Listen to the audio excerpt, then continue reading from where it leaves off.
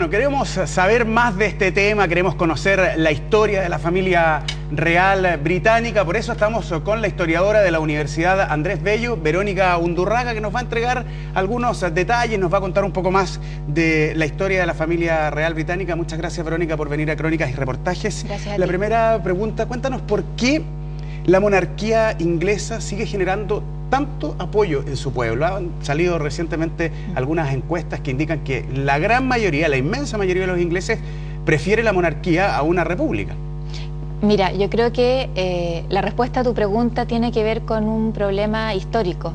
Es decir, la monarquía en Inglaterra, a diferencia de otras monarquías en otros países europeos, ha logrado tener una suerte de equilibrio con el Parlamento. A lo largo de toda la historia inglesa y con muchos vaivenes, aumento del poder de la monarquía, aumento del poder del Parlamento, ha logrado establecer una suerte de relación equilibrada que la ha mantenido a lo largo del tiempo, a diferencia de lo que ocurrió en otros países como en Francia, por ejemplo, con un fin abrupto de la monarquía. Eso no ocurrió en Inglaterra, básicamente por esta tradición de equilibrio.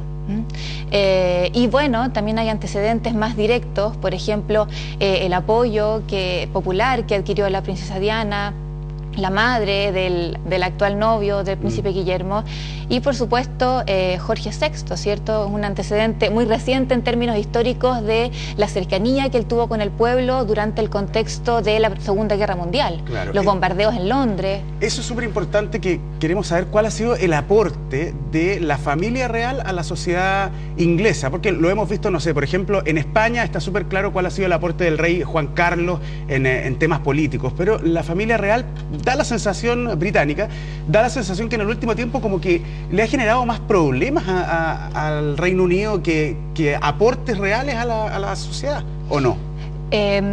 Por un lado sí y por otro no. Yo lo enfocaría más bien del punto de vista del poder que todavía sigue manteniendo la monarquía británica, la reina en este caso, en el contexto político. ¿Cuál es ese poder? Si tú piensas, es un poder muy amplio en términos políticos y en términos religiosos. Ahora, todo el punto de vista teórico, piensa que desde el punto de vista religioso, la reina o el rey de Inglaterra es el jefe de la iglesia anglicana. En la práctica este poder lo ejerce el arzobispo de Canterbury, pero simbólicamente eso le da mucha importancia al rey o a la reina. En términos políticos también el rey o la reina de Inglaterra teóricamente mantienen una serie de poderes. Él o ella convocan al Parlamento, lo clausuran las sesiones del Parlamento, inauguran las sesiones del Parlamento con una exposición, con una conferencia. Ellos, por ejemplo, visan a los embajadores extranjeros. Ahora, todo esto te lo digo en términos teóricos, ¿cierto? Hay una gran diferencia entre la teoría y la praxis. La práctica. Porque en la práctica es el primer ministro británico el que tiene el poder efectivo. Pero los ingleses son tan apegados a las ceremonias que todo el poder que ejecuta el primer ministro, o parte importante del poder que ejecuta el primer ministro, sigue siendo visado en términos simbólicos, rituales, por la reina en este caso. ¿Y cómo ha sido la relación en el último tiempo entre el Parlamento y la familia real, la monarquía, la reina Isabel? Porque, por ejemplo, está invitada al matrimonio Margaret Thatcher, pero no está invitado Tony Blair, tampoco está invitado Gordon Brown. ¿Por qué?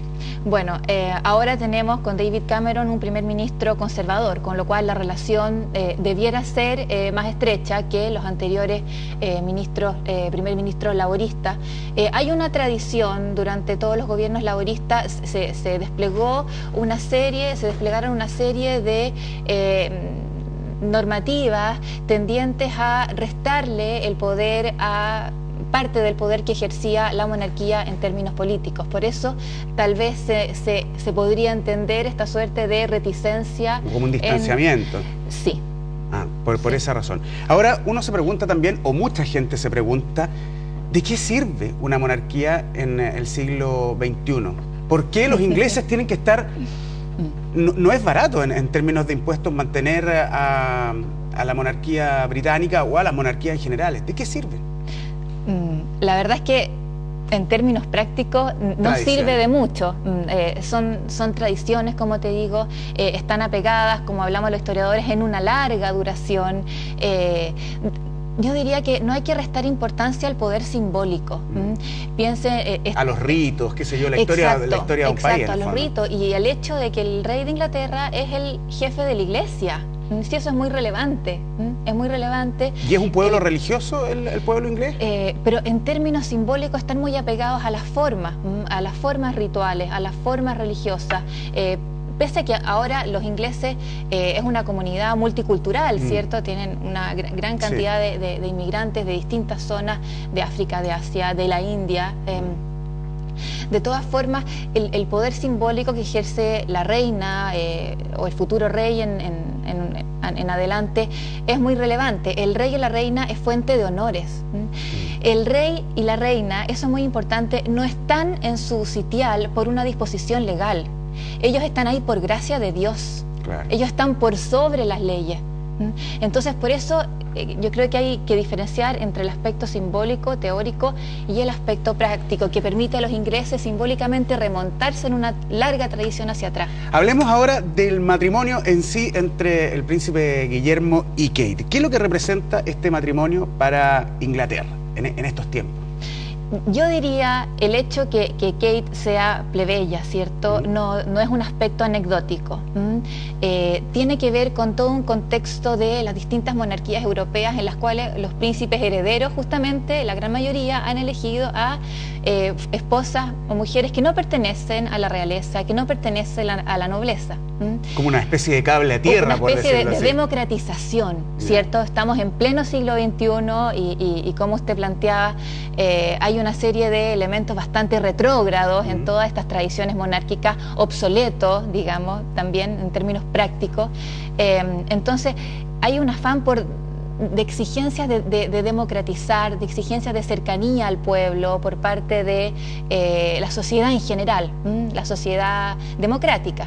Y eso es un aspecto relevante, diría yo, en este enlace en particular. O sea, este matrimonio puede de alguna manera acercar más la familia real a la sociedad británica. Yo creo que con lo que representa Kate. Probablemente, yo creo que es importante el aspecto del marketing en todo esto. A ver, tanto la corona como el poder político del primer ministro y el gabinete están conscientes de los beneficios que pueden obtener de este enlace en términos de marketing. Entonces, la corona está permanentemente sondeando su respaldo y ciertamente la figura de Guillermo, sus atributos personales y su elección de una mujer plebeya podría tener una repercusión positiva en la opinión pública. ¿Y cuáles son los atributos personales de Guillermo? ¿Cómo es visto él? A ver, yo creo que eso resalta, por ejemplo, al contrastar cómo la opinión pública veía y ve a su padre, claro, el príncipe Carlos, en relación a cómo lo veía y lo ve a él, ¿cierto? Lo ve como una persona bastante más cercana, bastante menos, digamos, excéntrica, podríamos decir, que su padre. Entonces, lo aprueba mucho más, obviamente. Y ahora a Kate, ¿cuánto le puede pesar la sombra de su suegra, de la madre de Guillermo, de la princesa Diana? Bueno, es interesante el apelativo que se le dio a la princesa Diana, ¿cierto? La princesa del pueblo. Pese a que Diana también pertenece a una familia noble, ese apelativo se le dio por su cercanía, por su empatía con la sociedad en general. ¿Y eso le puede pesar a Kate? Probablemente siempre va a ser una figura que va a estar presente, con la cual ella siempre va a estar siendo evaluada. ¿Y cómo se puede diferenciar ella? Mira, probablemente ella se va a volcar a una serie de actividades de caridad y probablemente ella va a tener su sello en relación a su cercanía con su esposo. ¿cierto? Porque ahí la relación, obviamente, ahí estamos en un terreno que se aleja un poco de la historia, que es más contingente. La relación entre la princesa Diana y su esposo era bastante más frágil que la que, al menos en términos mediáticos, porque acá hay todo un manejo mediático, ¿cierto? O aparente, claro, sí, no lo sabemos. Se aprecia entre los novios actuales. Verónica, muchas gracias por venir a Crónicas y Reportajes. Interesante la conversación. Muchas gracias a ti. Nos vamos a separar un instante, quédese con nosotros, ya volvemos con más historias que de seguro le van a interesar.